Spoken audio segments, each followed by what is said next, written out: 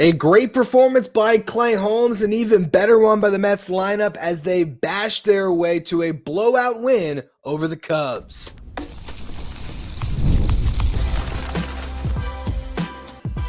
You are Locked On Mets, your daily New York Mets podcast, part of the Locked On Podcast Network, your team every day. Hello to all you amazing Mets fans. You're watching Locked On Mets, part of the Locked On Podcast Network, your team every day. I'm your host, Ryan Finkelstein. I've been covering the New York Mets on this show since the 2019 season, and this is the only podcast that covers the Mets 7 days a week throughout the regular season. You can also find some of my written work over at justbaseball.com, where I work as the managing editor. Now, this weekend series between the Mets and the Cubs is a marquee series. You got two first-place teams in the National League going head-to-head, a lot of eyeballs on these games, and a chance for the Mets to measure themselves against one of the other really great teams in this NL right now. In the first test, they passed with flying colors. They jumped all over Jamison Tyone. Francisco Lindor, once again, the tone setter from the leadoff spot. He leads off the game with a home run. Second inning, Brett Baty did the same thing, hit a leadoff homer, an opposite field shot. So great to see Brett Baty do a couple things. For one, obviously, hit the home run, but to drive the baseball with authority to the opposite field is a big thing for him. And also, when we had Aram Layton on this show a couple months ago, prospect expert over at Just Baseball, who has followed Brett Baty from his time as a prospect. And we were talking about what looked wrong with Baty early in the season. And one of the things that Aram mentioned was his struggles against velocity. And that's not something that's typical for Brett Baty. So to see him hitting a elevated cutter that came in, that's a variation of a fastball that he's able to just be on time with and drive it. That's a really great sign that Brett Baty is locked in and looking like the hitter that he can be, which is still a really valuable piece for this club.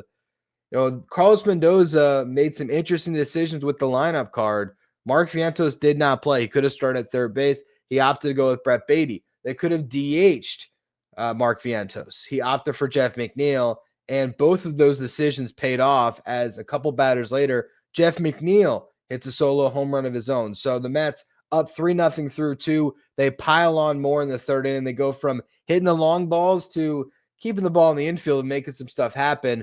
Brandon Nimmo drew a walk. Francisco Alvarez hit a hard-hit ground ball up the middle of the Nico Horner, laid out for, knocked it down, but didn't come up with it, so he couldn't make any type of a crazy play. He had two runners on for Baty, and Baty, two-strike approach, trying to protect the zone, choose a changeup that's actually all the way out of the zone in the other batter's box, but he stayed on it, stuck his bat out there, was able to get enough of it to hit a ground ball into the hole to a point in the infield where the Cubs just didn't have anybody. By the time Dansby Swanson got to it, the ball was hit so softly that everybody was safe. You had bases loaded, one out for Luis Angel Acuna, and this is where speed kills. Acuna hits a ground ball that for most runners would have been a double play ball. It was a grounder up the middle that Swanson was able to easily field and come across second base to potentially turn the 6-6-3 double play.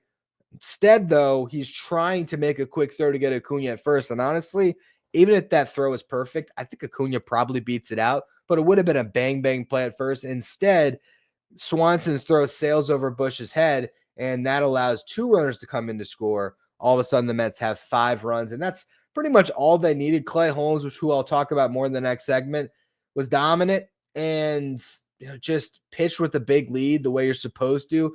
Pounded the strike zone, kept the ball on the ground outside of a home run by Kyle Tucker, got through 6 innings without much damage other than that homer. Jose Butto gave up a homer in the ninth, but that was it. So the Mets really able to cruise after getting up to that early lead. Juan Soto tacked on another run in the 4th inning. He hit a solo homer, crushed it to a part of the ballpark you don't see a lot of home runs hit.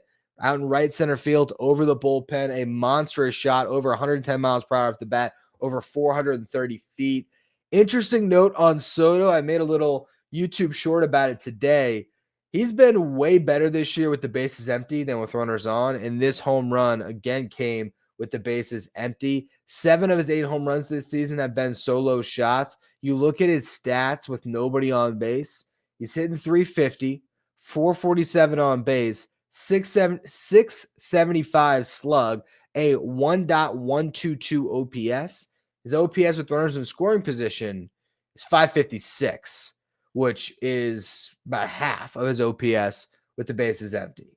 He's hitting 156 with runners on base, or runners in scoring position. So it shows you that Juan Soto is having a very specific set of struggles this year with traffic on, and I wonder if that is just feeling that pressure. I joked on the YouTube short that Juan Soto's a shy guy, so when he's got his teammates staring him down on the bases, that's where he's struggling. I was joking, but I also think there might be a ring of truth to that Soto is trying to impress. Soto is trying to live up to this big deal, and that is a lot of pressure. But at the same time, when it's just him and the pitcher and there's nobody on, he's still showcasing the ability to be one of the best hitters in baseball. And I don't think that these struggles with runners in scoring position are going to hold up all year long. I think he's going to start to get his. And to his credit, he did today, because in the 8th inning, he had an opportunity with a runner in scoring position. Francisco Lindor got a 2-out hit and then stole second base. And Soto was able to get the base hit to drive in Lindor. Through 39 games, he's got his OPS up to 891. So there really is no problems with Juan Soto, and certainly no problems with the Mets lineup in this game. Every single hitter in the starting lineup got at least one hit. Most of them scored runs. Most of them drove in runs. 13 hits overall for the Mets, and they were able to just absolutely dominate this game in front of the home crowd. And a big part of that was the pitching as well. I want to talk in the next segment about Clay Holmes. Once again, a quality start for Holmes, who is showing that this transition from being a reliever to a starting pitcher is one that he has made with ease. And moving forward, I just think the Mets have a really good starting pitcher in Clay Holmes that is not looking like one of the guys that's going to lose his rotation spot this year when the Mets get their guys back healthy with Sean Manaea and Frankie Montas. I don't know who is going to get scratched from this rotation and pushed to the bullpen with how well all 5 guys are throwing. But right now, if you're looking at this rotation and what is sustainable moving forward, I'd almost venture to say that Clay Holmes is the number 2 right now behind Kodai Senga with how well he has pitched. I want to talk about his performance as well as what we saw from some of the guys coming out of the bullpen in just a minute. First, though, quick word from our sponsors. Today's episode is brought to you by Monarch Money. Ever check your bank account and wonder, where'd all my money go? Between dining out, online shopping, and entertainment, it's easy to lose track. That's where Monarch Money comes in. It's your personal CFO giving you full visibility and control over your finances. Monarch Money isn't just a budgeting app. It's a complete financial command center where you can track all of your accounts, investments, and spending in one place. So you stop just managing your money. You start building your wealth. Instead of juggling multiple apps, you can use Monarch to check your finances, track your spending, even plan long-term goals. Managing money with your partner is smoother than ever. For me and my wife, it's so easy because we can track our personal accounts, our shared accounts. We set goals together, and we've been able to stay on the same page without the stress. Take control of your finances with Monarch Money. Use the code LOCKEDONMLB at monarchmoney.com for 50% off your first year. That's monarchmoney.com, code LOCKEDONMLB for half off your first year. If you're watching on YouTube today, do me a favor and hit that subscribe button. Help us get closer to our next goal of 14,000 subscribers. If you're liking the content, throw a like on the video and leave a comment. Do you think Clay Holmes will stay in this rotation all year long, or at some point will he be pushed back into the bullpen? I'm very curious what you guys think, but I'll tell you what I think. I think this guy's a starting pitcher, and I don't think anything's going to change that. We'll see how he holds up because it is going to be a massive innings jump. And right now, I think Clay Holmes is at that point where he has now made 8 turns through the rotation. He has a comfort with pitching and turning a lineup over multiple times and what it takes to be a starting pitcher and to be in this specific routine. And now I think he's just getting back to being Clay Holmes, because you look at this start today, he had a sinker usage of 56%. That's the exact usage that he had last year on his sinker. And so far this year, overall, his sinker usage has been 35% because he's mixing in these other offerings. Now, instead of just being sinker, sweeper, slider, it's sinker, sweeper, slider, but he's also got this changeup that he's using a good amount. He's on a four-seam fastball. I believe the other pitch is a cutter. I mean, he's got a real eclectic mix that he can go to and change things up. And I think what a good starting pitcher does with an arsenal as deep as his now, it's knowing what's going to work on a given day, but also always remembering what your bread and butter is. And I think this start was the perfect example of that, where Clay Holmes felt good about his sinker in this matchup going against this lineup, a team that can hit a lot of home runs. And so the last thing he wants to do is leave pitches up in the zone that, you know, they can potentially put a good swing on and you know, hit some balls out of the yard. So he really did just focus on the sinker.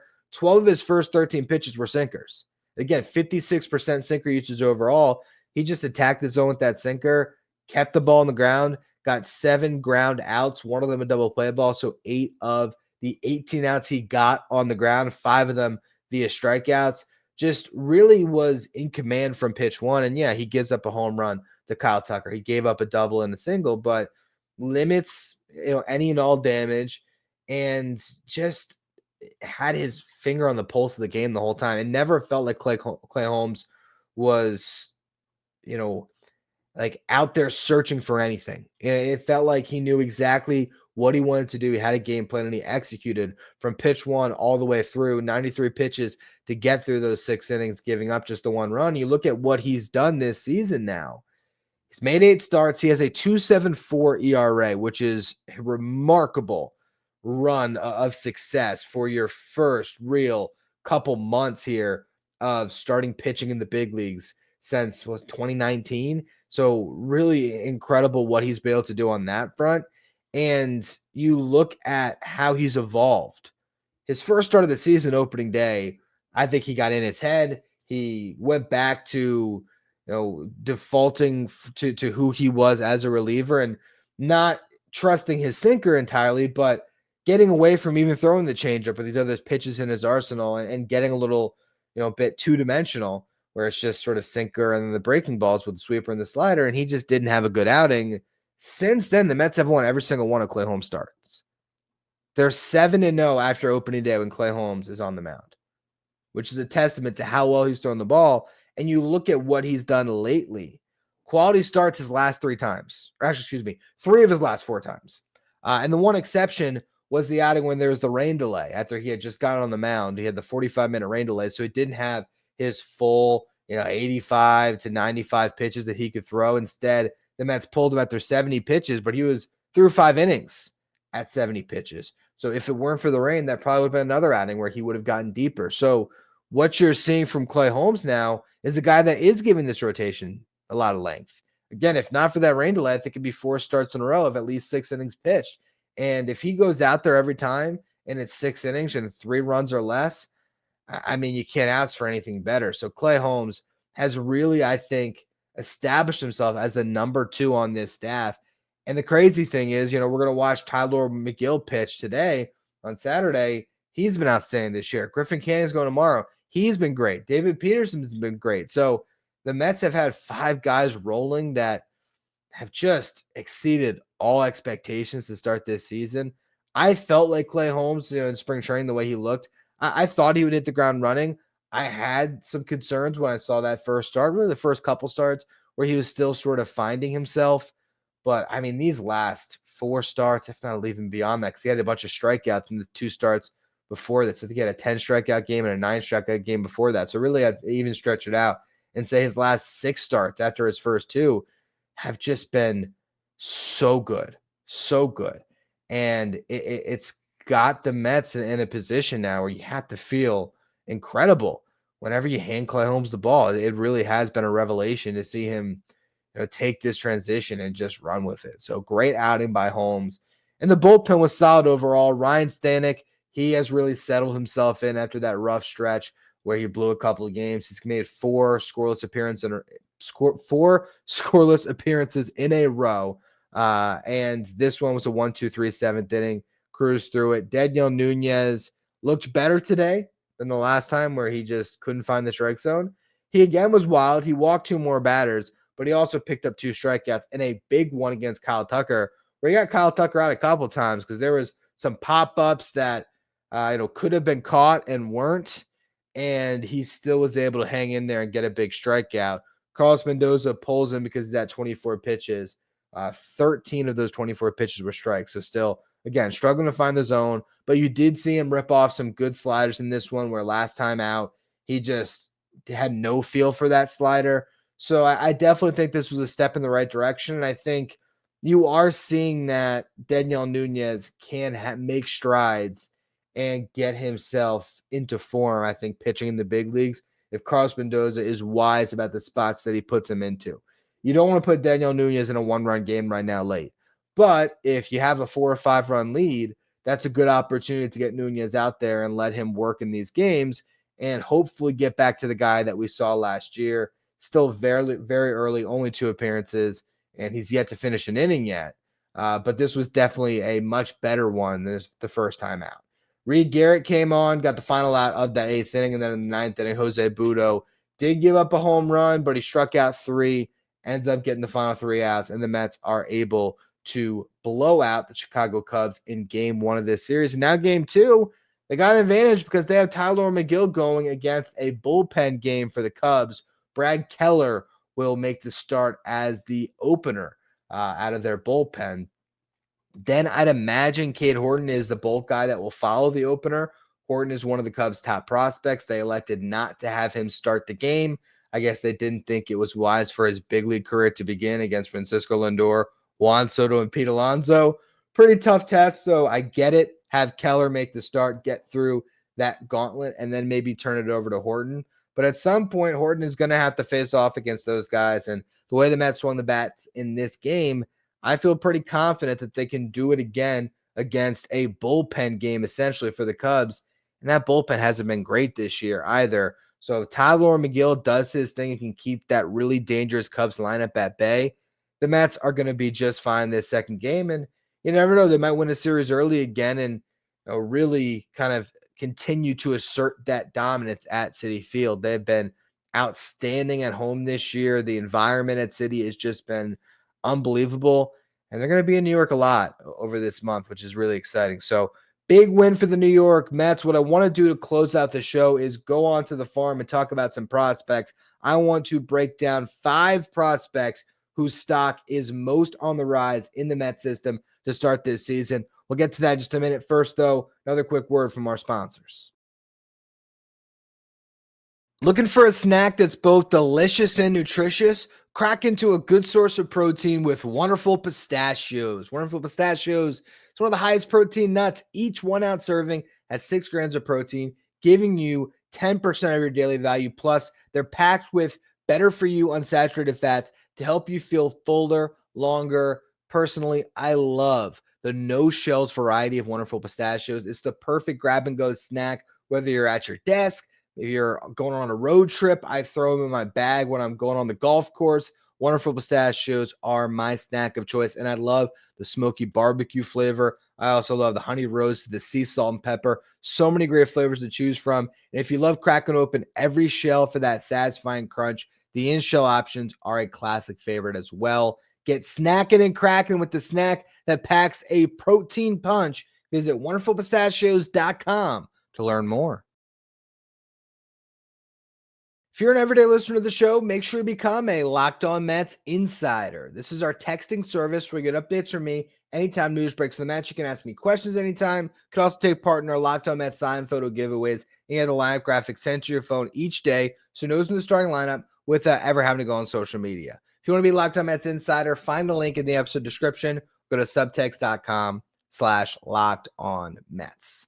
Now, we are more than a month into the season, both the regular season for the Mets as well as the minor league season, which is the perfect time to take some stock in prospects. Today, I'm going to break down the top 5 prospects whose stock has risen the most since the start of this season. And we're going to open it up with a guy that just made his first start in AAA on Friday night, and that is Nolan McLean.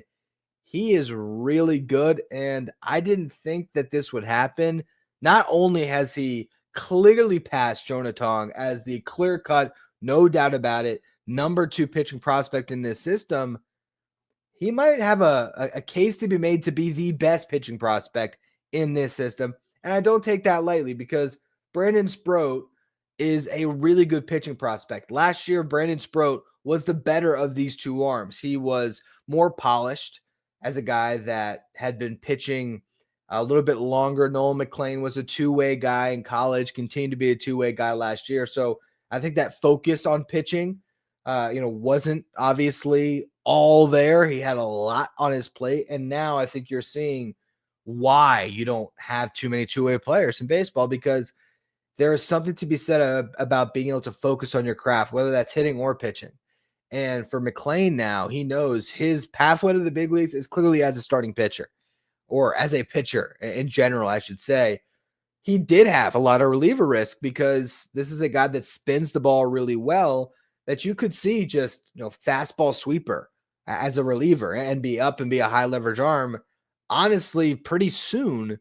But now what you're watching instead is a guy that, yes, has the fastball. Yes, he has a sweeper, but he also has a good cutter, a really good field of pitch.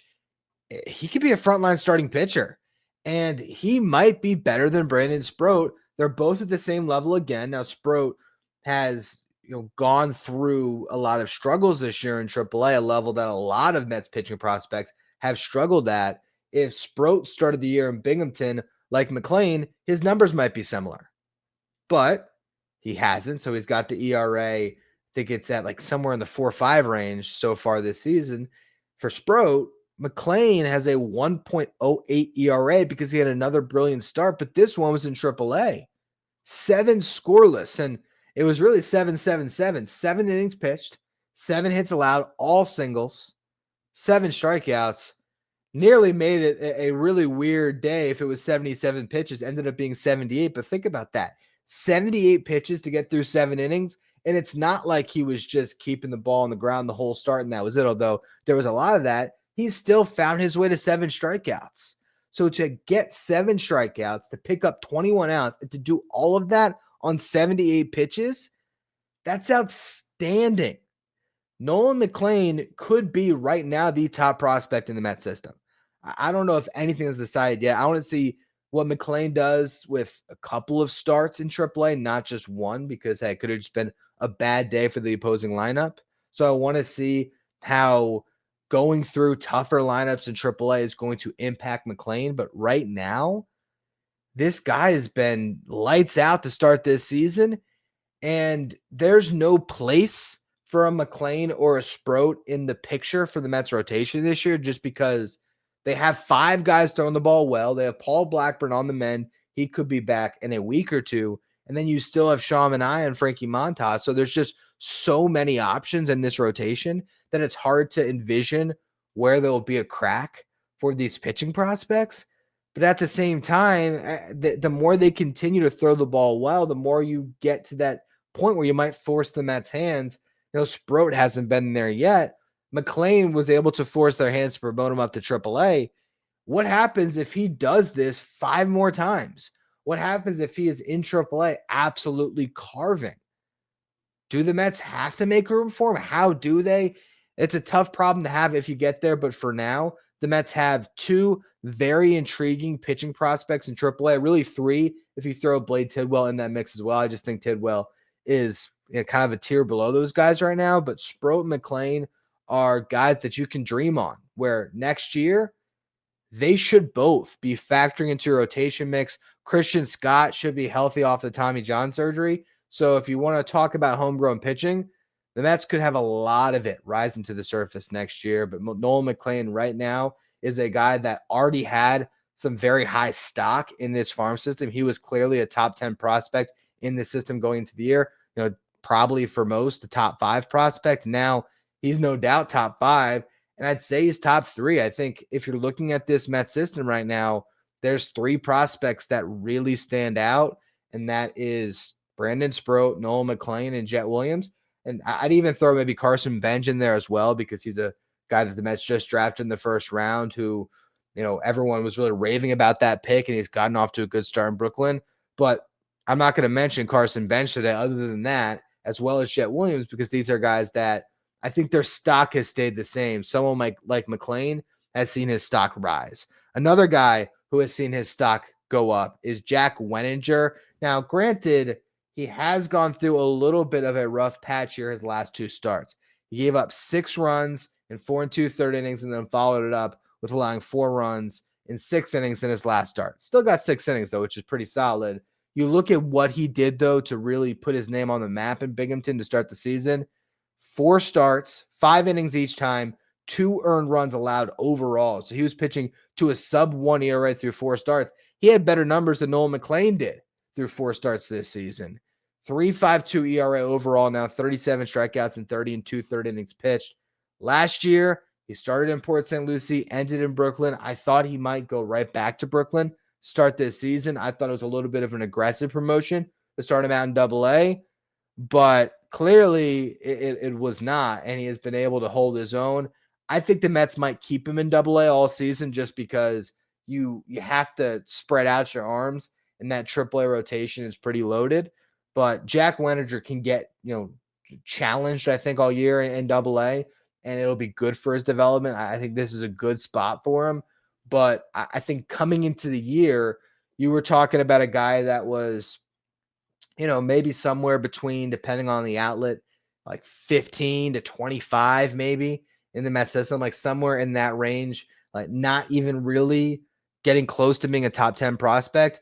Now, as you reevaluate things, I think he's somewhere in the top 15 and one of those guys that can be making that push up and up the rankings if he can get back to what he did in the first 4 starts. Maybe not a 0.9 ERA across his next 4 starts, but keeping the other team off the board a little bit more than the last 2 starts where he's given up 10 runs overall. But Jack Wenninger, his stock is definitely up. There's no doubt about that. Another pitcher who we've seen the stock rise on, I've talked about him a bunch lately because I think he might factor into the big league conversation soon, is Felipe De La Cruz. This is a guy that's been a starting pitcher throughout his minor league career, but the Mets have just made the decision that he's going to be a reliever moving forward. He did make 1 start when he got promoted up to Syracuse, and it was brilliant. I didn't pull those stats for today's show, but off the top of my head, I think it was like 7 innings pitched on 70 pitches, and it was just 2 hits allowed, something crazy like that. Really dominant performance, but they've now started shortening him up. His last appearance was out of the bullpen, and I think that's where they're going to keep him because he really is a guy that has 2 pitches. A fastball that out of the bullpen he could probably keep, in the upper 90s, a touch 98 out of the bullpen in his last appearance. I think he can maintain that velocity in shorter spurts. He's got a good slider, and so that is the makings of a really good left-handed reliever who could help the Mets this season. He's got a 1.27 ERA on the year with a 0.75 whip. That is outstanding. Whip is walks and hits over innings pitched. If you are at less than 1 on your whip, you are really doing something right. 0.75 is a really good whip to start the year. 31 strikeouts and 21 1/3 innings pitched. I would not be surprised at all if Felipe De La Cruz was in the Mets bullpen at some point this season. But even if not, it does seem like the Mets have a left-handed arm that could be a real difference maker in that bullpen in the not too distant future, even if it does end up being in 2026. Really exciting arm the Mets have now. Switching over to the position player side of things, I got 2 more guys to round out our top 5 prospects whose stock is on the rise. We'll begin with Jacob Reimer, who very well could be right there with Nolan McLean. He might be the guy that's seen his stock rise the most this year. He's been amazing in Brooklyn, and this is coming off a lost year due to injury. Last year, what was the injury? I'm drawing a blank here. I can't remember if it was a hamstring. I think it was a lower leg injury. I'm almost certain. Regardless, though, he shot through the system in his first year back in 2023, had a lot of success in Port St. Lucie, and if I'm not mistaken, he did get out to Brooklyn, and he got on base but didn't really hit. Last year, didn't perform very well, goes to the Arizona Fall League, doesn't really perform well there either. And so it was a real question, what's he going to be this year? And I also remember some ugly at-bats in the spring breakout where I was really starting to wonder, okay, what's Jacob Reimer going to be? has a prospect like Jesus Baez past him as the top third base prospect in this system. I said that then, and I was wrong. Jacob Reimer, once again, is looking like the top third base prospect in this system. He's hitting 330 to start the season, 416 on base, 615 slug, 5 home runs, 24 RBIs, 24 runs scored. He's leading Brooklyn in runs scored, RBIs, home runs, doubles, and triples, as well as if you look at the OPS as well. There's a couple guys with a shorter sample size that are right there or better with batting average and on base. But for guys that are playing consistently, he's pretty much leading the slash line as well across the board. Jacob Reimer is still only 21 years old. Okay, this guy was drafted in the 4th round out of high school in 2022. So still a young prospect. I believe he'll be 21 all season long. So there is a lot of time for development here with Jacob Reimer. He might end up in Double-A at some point coming up here. I don't know how long they're going to keep him in Brooklyn, where he's just absolutely dominating. Maybe they want to see this continue for a little while longer. But Jacob Reimer is definitely moving through this system now, or moving up this system when it comes to rankings. This is a guy that by the end of the year might be a consensus top 10 prospect in the system. So a great start to the season for him. And his new team, and has had a really good start to the season as well. AJ Ewing started the year in St. Lucie and was unbelievable. Hit 400, 506 on base, 614 slug, 20 RBIs in 18 games, a 1.121 OPS. They promoted him out to Brooklyn. In 9 games played, hitting 316 with a 381 on base and a 526 slug. 907 OPS will play. He's got a lot of speed. He was an infielder. Now he's getting time in the outfield, and that might be his long-term home. Could be a center fielder. Might be the center fielder of the future for the New York Mets. He's another guy that can factor into that conversation. And it was a big day on Friday night for the Brooklyn lineup. Ewing had a triple early in the game, and then his next at bat, he homered, and it was part of back-to-back-to-back homers. He was the middle homer sandwiched in there. Eli Serrano hit the first homer. Then it was AJ Ewing. Then it was Carson Bench. Those 3 guys atop this Brooklyn lineup have all been outstanding this season. That is a really good lineup. Got a lot of stats pulled on that lineup that we're going to do on a future show at some point.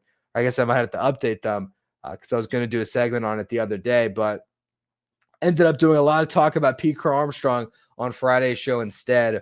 Regardless, though, this Brooklyn lineup is loaded right now, and 2 guys with their stock on the rise the most right now in this system are right atop this lineup with Jacob Reimer and AJ Ewing. Really exciting to see where the season goes for these guys because they just could not have gotten off to a better start. Anyway, that's going to be all for today's edition of Locked On Mets. Assuming we have some time on tomorrow's show, I'll do the other end or the other side of this coin tomorrow. Talk about 5 prospects whose stock is down the most to open this season in the Mets system. So make sure you don't miss that. Follow, rate, and review wherever you get your podcasts. Hit subscribe if you're watching on YouTube. Really do appreciate all of the support. If you want to be a Locked On Mets insider, find the link in the episode description. Go to subtext.com/LockedOnMets. Thank you for making Locked On Mets your first listener, your first watch every day. Now, for your second watch, head over to YouTube and check out the only show that'll take you around Major League Baseball with insight from all 30 local experts for each of your teams. That's Locked On MLB Game Night, where we go around and break down all the MLB action each day throughout the season. You find Locked On MLB Game Night streaming, or not streaming, but on the Locked On MLB YouTube channel, as well as the Locked On MLB podcast feed.